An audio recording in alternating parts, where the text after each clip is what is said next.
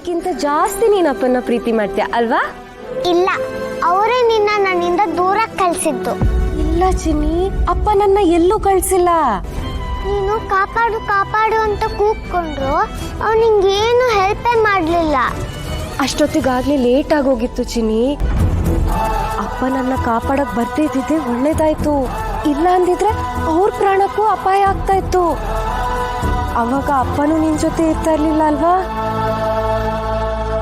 ಚಿನ್ನಿ, ಇದನ್ನೆಲ್ಲ ನಿನಗೆ ಹೇಗೆ ಅರ್ಥ ಮಾಡಿಸ್ಲಿ?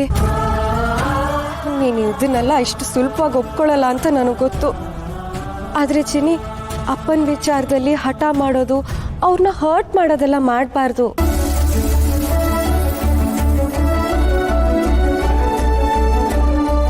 ನೀನು ಗುಡ್ ಗುಡ್ ಗುಡ್ ಗರ್ಲ್ ಆಗಿರ್ಬೇಕು.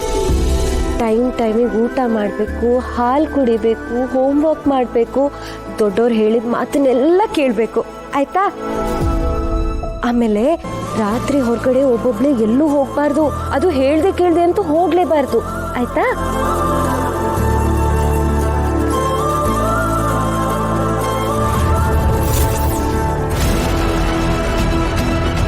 ಆಯ್ತು, ಇಷ್ಟೇ, ಕನಸು ಮುಗೀತು.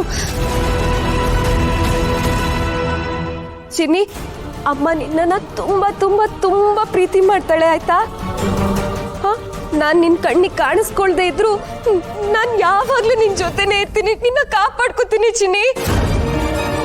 ಚಿನ್ನಿ, ನೀನು ದುರ್ಗನ ಪ್ರೀತಿಸ್ಬೇಕು, ಅವಳನ್ನ ನಂಬೇಕು, ಆಯ್ತಾ?